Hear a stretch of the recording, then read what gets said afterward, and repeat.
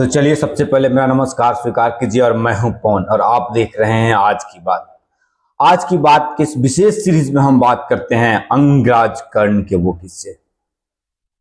इस कहानी की शुरुआत तब होती है जब राजा कुंती भोज के यहाँ एक दिन अचानक ऋषि दुर्वासा पधारते हैं। ऋषि दुर्वासा के आने से महाराज कुंती भोज के यहाँ डर का माहौल हो जाता है। सारे लोग भयभीत हो जाते हैं क्योंकि महर्षि दुर्वासा अति क्रोधी है। कहा जाता है कि महर्षि दुर्वासा अति क्रोधी हैं और वो बात बात पर श्राप देते हैं। महर्षि दुर्वासा की सेवा की जिम्मेवारी जो है कुंती ने ली और बड़े ही निष्ठा से महर्षि दुर्वासा की सेवा की। महर्षि दुर्वासा कुंती की सेवा से काफी प्रसन्न हुए और उन्होंने उसे जाते जाते एक मंत्र दिया, गुप्त मंत्र दिया। उन्होंने कहा कि इस मंत्र का जिस देवता के सामने तुम जाप करोगी वो देवता आएंगे और अपने ही जैसा तुम्हें ओजस्वी पुत्र प्रदान करेंगे। कुंती को महर्षि दुर्वासा के इस मंत्र की जांच की जिज्ञासा हुई और वो एक दिन स्नान ध्यान करके सूर्य देव के सामने उस मंत्र का उच्चारण किया। जो ही उसने मंत्र का उच्चारण किया सूर्य देव कुंती के सामने प्रकट हो गए। कुंती भयभीत हो गई, लेकिन सूर्य देव भी विवश थे। दैवीय नियम के अनुसार उन्हें उस मंत्र का मान रखना था, सम्मान रखना था। उन्होंने कुंती को बहुत ही ओजस्वी पुत्र दिया। जिस बच्चे के जन्म के साथ ही कवच और कुंडल उसके शरीर में विद्यमान था। कुंती लोकलाज बस उस बच्चे को टोकरी में भरकर नदी में बहा। वो बच्चा नदी में बहते बहते आगे धृतराष्ट्र के सारथी आधिरथ को वो बच्चा मिला। आधिरथ और राधा को कोई पुत्र नहीं था। उन्होंने उस बच्चे को गोद लिया और उसका पालन पोषण किया, लेकिन वो बालक बहुत ही तेजस्वी और होनहार था।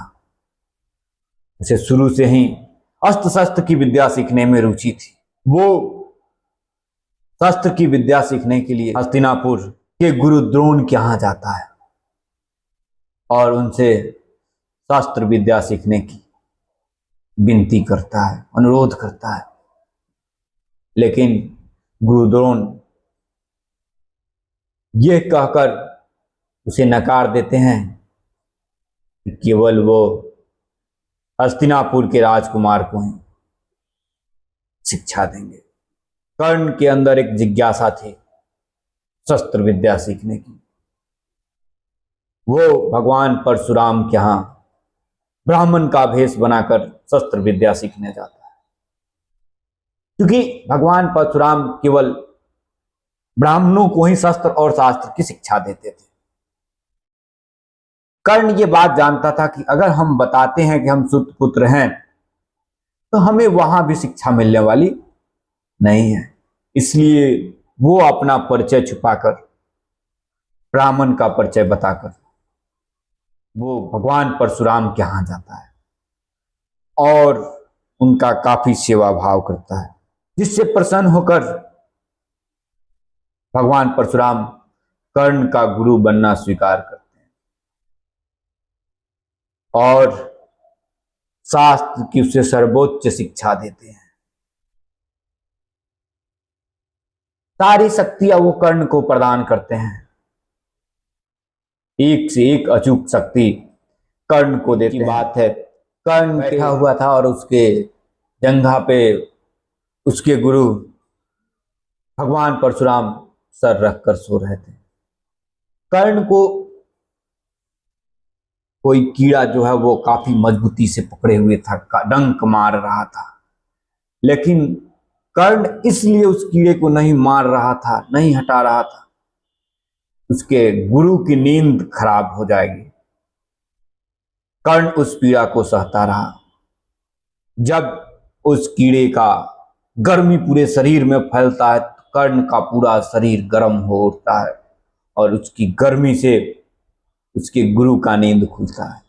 कर्ण उस कीड़े को पकड़ के इतनी बर्बरता से मारता है, भगवान परशुराम देखते रह जाते हैं।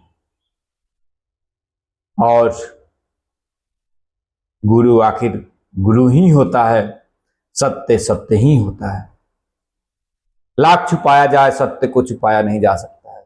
भगवान परशुराम कहते हैं कि तुम अपना परिचय बताओ, तुम ब्राह्मण हो ही नहीं सकते, तुम अवश्य ही क्षत्रिय हो या कोई वीर हो, क्योंकि ब्राह्मण किसी जीव को इतनी निर्दयता से नहीं मार सकता और ब्राह्मण इतना पीड़ा भी बर्दाश्त नहीं कर सकता।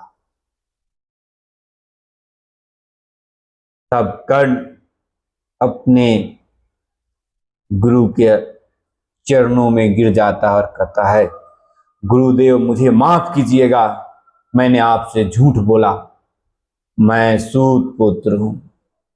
भगवान परशुराम कर्ण को श्राप देते, जिस तरह तुमने मेरे साथ छल से विद्या प्राप्त की, उसी तरह जब तुम्हें तुम्हारी इस विद्या की सबसे अधिक जरूरत होगी, ये विद्या तुम्हें धोखा दे देगी।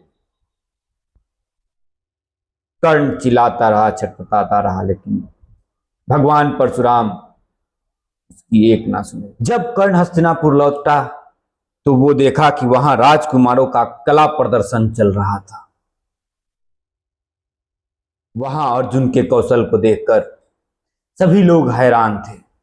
अर्जुन की शाबाशी हो रही थी, वाह वाही हो रही। कर्ण ने अर्जुन को चुनौती देते हुए ललकारा, लेकिन गुरु कृपाचार्य ने कर्ण को उसे ये कहते हुए रोक दिया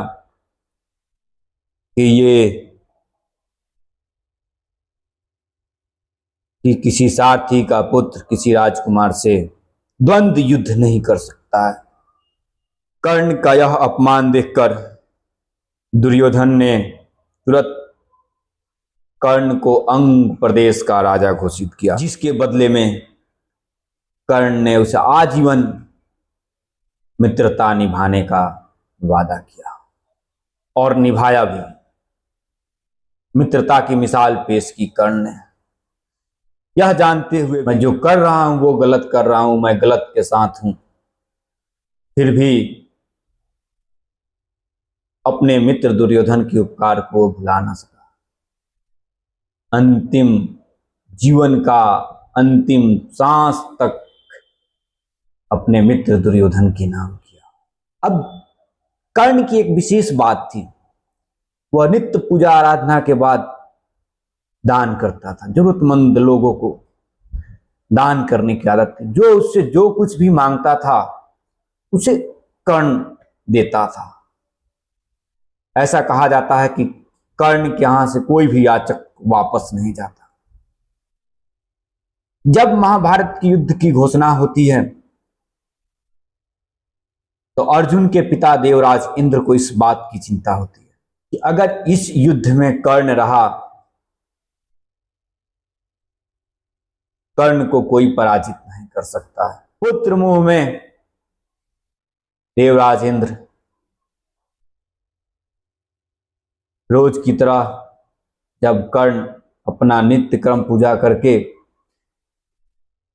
दान का काम कर रहा था, इंद्रदेव ब्राह्मण का वेश बनाकर आए और उससे उसके कवच कुंडल को दान में मांगा। कर्ण ये बात जानता था कि ये जो भिक्षुक मेरे सामने हैं वो देवराज इंद्र है। वो ये बात जानता था कवच कुंडल मुझसे क्यों मांगा जा रहा है। फिर भी उसने कहा कि हे देवराज, अगर आप मेरे दरवाजे भिक्षु बन के आ गए हैं तो मैं आपको निराश नहीं करूंगा। बिना सोचे समझे उसने कवच और कुंडल को निकाला और देवराज इंद्र को दे दिया। देवराज इंद्र अपनी लाज बचाते हुए कर्ण को एक अमोघ शक्ति देते हैं, एक अमोघ बाण देते हैं और कहते हैं कि कर्ण, यह शक्ति तुम जिस पे चलाओगे उसकी मृत्यु निश्चित है। यह अमोघ शक्ति है, यह कभी निष्फल नहीं होगा। आगे चल के महाभारत का युद्ध शुरू होता है। शुरू के दिनों में तो कर्ण को युद्ध में शामिल होने का मौका नहीं मिलता है, लेकिन जब भीष्म पितामह मृत्युशैया पर चले जाते हैं तब कर्ण को कौरवों का सेनापति नियुक्त किया जाता है। ये बात जानते ही भगवान श्री कृष्ण के मन में बेचैनी हो जाती है और भगवान श्री कृष्ण यहां भी एक चाल चलते हैं। वो जो रहस्य अब तक छुपा कर रखे थे वो रहस्य को उजागर करते हैं। कर्ण के पास जाते हैं और कर्ण को समझाने का प्रयास करते हैं। इसे समझाना नहीं, बहकाना कहते हैं। उसे बड़े बड़े प्रलोभन देते हैं। कर्ण, तुम कहां इस दुर्योधन के चक्कर में बेमौत मरने जा रहे हो? अरे तुम पांडव हो, तुम कौन्तेय हो, तुम ज्येष्ठ पांडव पुत्र हो। तुम्हारा जगह इस कौरवों की शिविर में नहीं, पांडवों की शिविर में होना चाहिए। पांडवों के महाराज हो। अनेकों तरह के प्रलोभन दिखाते हैं। तुम राजा बनोगे,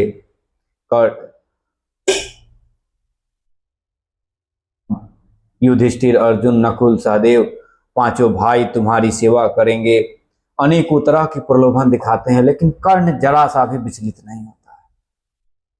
जब कृष्ण की ये सारी दाव फेल कर जाती हैं तब वो आखिरी चाल चलते हैं और कुंती को भेजते हैं। कुंती जाती है, वो अपनी सारी कहानी सुनाती हैं, बताती हैं, मैंने तुम्हें त्यागा नहीं, मेरी व्यवस्था थी, मेरी मजबूरी थी। मैंने लोक लाज के डर से तुम्हारा त्याग किया, लेकिन तुम मेरे ही पुत्र हो। वहां भी कर्ण अपनी माता को समझाता है कि जो राज आज तक राज रहा उसे आगे भी राज ही रहने दिया जाए, यही उचित होगा।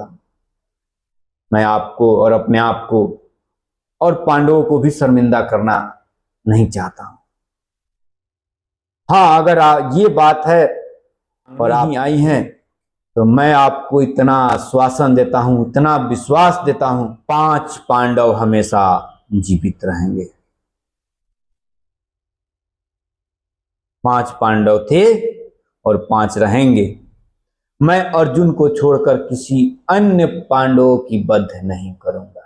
अब देखिए, यहां पे ये युद्ध जीतने की बहुत बड़ी कूटनीति है। अगर शत्रु को पोलाइट भी कर दिया जाए, विनम्र कर दिया जाए, उसको कमजोर कर दिया जाए तो युद्ध को आसानी से जीता जा सकता है। जरूरी नहीं कि हमेशा हथियारों के बल पर ही युद्ध जीता जाए। अगर शत्रु के मनोबल को भी तोड़ दिया जाए तब भी हम युद्ध को आसानी से जीत जाते हैं। और भगवान श्री कृष्ण ने यही किया। वो जानते थे कि कर्ण जब सेनापति बनेगा तो कौरवों का पलड़ा भारी होगा, तो उन्होंने उसके पहले ही एक ऐसी चाल चली कि कर्ण को ही कमजोर कर दिया।